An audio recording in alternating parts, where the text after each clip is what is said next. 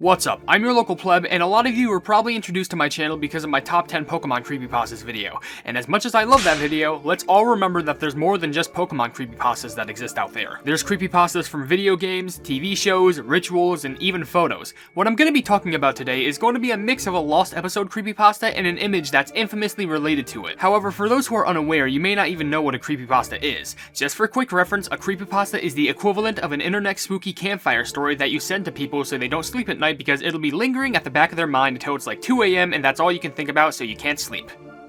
I know that happened to me more than enough times. If you grew up in the early 2000s, you're definitely familiar with SpongeBob SquarePants. You know, the SpongeBob who has a euphoric attitude that's higher than the clouds. Not only is the show still going on to this day, meaning that the show has been going on for nearly 25 years, but the show has an iconic cast of characters. You could probably quote something from them from their vast amounts of iconic quotes from the series. I don't think I need to explain the origin of SpongeBob, but just for a quick summary, it's a show on Nickelodeon that was created by Stephen Hillenburg about a sponge who can't get a driver's license for the life of him, works at a fast food joint that's meant to rip you off, and also maintains time to hang out with his variety of friends. But let's be honest, even if the show hasn't aged well, we can at least admit that the show is still iconic. There were good episodes and there were bad episodes. However, SpongeBob is probably one of the most memorable pieces of media that still exists to this day. So you're probably wondering, how do we take something that we hold so close to our childhood and just turn it into a nightmare?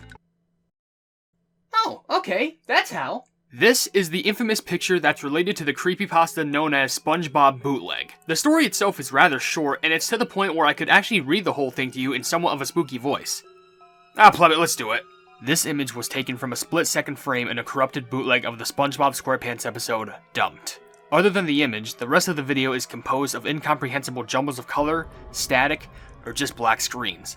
The audio seems to be a heavily distorted version of the audio from the original episode, with loud, droning buzzes occasionally interrupting it. The bootleg tape itself was found in December 2004 by a group of 5 teenagers from the city rummaging around in a trash can within an abandoned mental institution. Of these 5 individuals, 2 have committed suicide, 1 has gone missing, 1 refuses to comment on the tape, and the last hastily agreed to give paranormal investigators the tape shortly after being interviewed about the suicide and disappearances of the other 3 persons. The current whereabouts of the tape are unknown, and many who stare at this image for a long enough time period claim to see SpongeBob blink. Yeah, nice job. Do you want a cookie, SpongeBob? Everyone can blink. Tell me what makes you so special. If you want my personal opinion on the creepypasta, I think it's the definition of short and sweet. Yeah, sure, it has the cliches of a picture with hyper-realistic eyes and also finding an abandoned tape with the people who found it slowly dying or going missing. However, at least the story doesn't go on for like 10 minutes. Even the image looks decently creepy, to be honest. However, as the title of this video implies, what do I mean by the message nobody remembered, or whatever the hell I'm gonna call this video? Well, do you remember what the story said at the beginning? It mentioned that the screenshot was taken from a corrupted version of the SpongeBob episode Dumped. And if you don't remember, Dumped was an episode of SpongeBob about SpongeBob hanging out with Gary, his pet snail. However, Gary suddenly takes an interest in Patrick for some reason, and they hang out together, leaving SpongeBob in the dust. SpongeBob tries multiple times to get Gary back. Not only that, but he even tries to forget about Gary by trying to replace him twice with new snails like Larry and also Jerry. It's until Patrick visits again to do some laundry that SpongeBob literally has a mental breakdown just wanting Gary back. However, it's soon revealed that Gary only wanted a cookie that was in Patrick's pocket. After that, basically everything returns to normal. This is where the video is going to take a little bit more of a dark turn, at least in regards to being more sorrowful, because I want to ask you 2 things, and I really want you to think about this for a second. 1. Have you ever cried for a long time and then looked at yourself in the mirror immediately after? The main thing that you'll notice different about you, obviously, are your eyes. They'll turn bloodshot and become harshly pink and red, even to the point where you can see the veins along your eyes become more visible. Heck, this could even occur from something like rubbing and scratching at your eye due to dust or something getting caught up in them. And 2. Have you ever owned a pet? Like a cat, a dog, a bird, a fish, or anything for that matter that you don't just consider an animal that you're treating for, but a friend that you can always be next to when you need them or when they need you? You start forming a close bond with them and would do anything to at least spend 1 more second with them. Okay, let me give you a little bit of context. Some of you may not know this, but I have a cat named Plebums. Plebums is an adorable little critter who my family and I found roaming around our house sometime around June of 2022. After hanging around with him outside, he trusted us enough to become my family's official pet who just loves to do silly things like eat and sleep all day. He so gets it from me, and I'm so proud of him. Now, here's where the story gets a bit sad. Plebums usually likes to go outside in the midst of the night, and we let him outside to let him roam freely around our yard and go exploring and traveling and go on adventures. However, after a day, he didn't come back. Now, since it was only a day, I didn't pay too much attention to it. I may have been a bit concerned, but I just chalked it up to cats doing cat things that I can't understand no matter how hard I try. All I know about cats, to my knowledge, is that if they smush their face on you, then they trust you. But then, a day passes, and then another day, and then another day passes, and he still didn't come back. Needless to say, I turned into a legitimate concerned mother as if their child had gone missing. I'm not even joking. I even spent a few hours one day trying to search around my area for plebums only for nothing to turn up. Oh, wouldn't you also love to know that it happened to be a cloudy and rainy day that day? Doesn't really help with my emotions now, does it? I was distraught. To the very definition of the word. I thought that I had done something wrong and started to blame myself. I thought plebums ran away or something bad happened to him, like maybe some wild animal tried to lethally attack him. It made me sick. It messed with my mind, and I'm not even ashamed to admit that the thought of plebums not coming back made me legitimately cry. And then after about a week, all of a sudden, plebums just randomly showed up by our door as if nothing happened and everything was normal. I was practically spilling tears of joy to know that not only he returned, but he didn't even seem injured either. My boy's a tough pleb, and it shows in their paws. While I wasn't sure exactly what happened to him, I was just happy that he was back. I know it sounds like a stretch to kind of compare my story to a creepypasta of all things, but I feel like with this context, it gives this image a whole new definition. Sure, it's still creepy as all plebs to stare at, but it makes it feel more somber.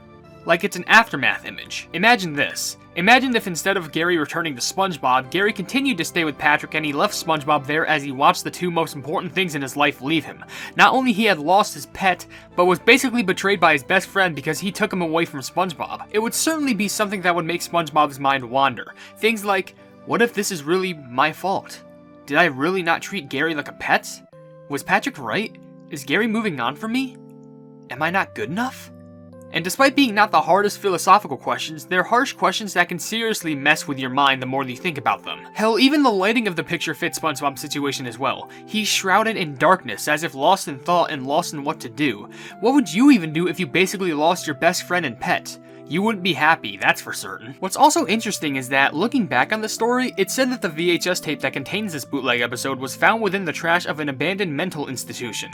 Now isn't that just fitting? An episode with a concept like this found legitimately with an area fit for the unwell. What if the person who originally created this tape made it as some sort of a way to vent about their frustrations? Like maybe something similar happened to them, like their pet being taken away by their parents or a friend or something along those lines. It was something that they couldn't do anything about. Maybe they watched the SpongeBob episode Dumped and having to be reminded of what happened to them in a SpongeBob episode made them crack. They then created the tape as a way to vent their feelings, which, other than the infamous picture, contains jumbles of static, random colors, and black screens as if they were just having a mental breakdown destroying whatever contents were on the tape. It's the equivalent of playing the piano to vent, but just slamming down on whatever keys you could press out of anger and sorrow. And now I present to all of you an original song dedicated to plebums called Plebumless.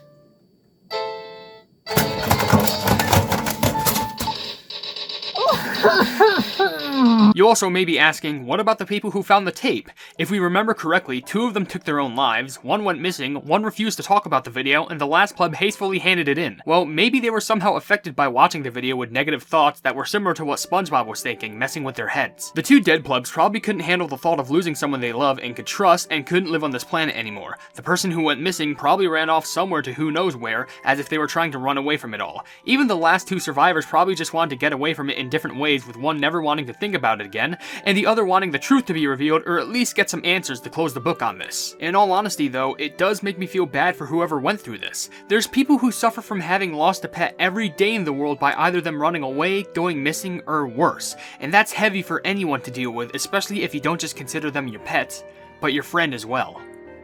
I know everything I said may seem like a stretch, but I find it interesting that the story has more potential than just a few sentences and an image behind it. I just find simplistic stories more interesting if they were to have a deeper backstory to them, and while it is sad, it's not impossible. However, at the end of the day, it's just a creepypasta which are meant to try and spook the reader and or listener with their details and descriptions. Creepypastas have held a major role on the internet, leading to some very iconic horror characters, and I'm glad that people are still not only talking about them, but even remaking them to this day. It just proves how much of a titan these these stories can still be. But even with all of this information and theorizing going about, I only have one more question that I have still yet to answer. Who's gonna win the staring contest, Pleb or Bootleg?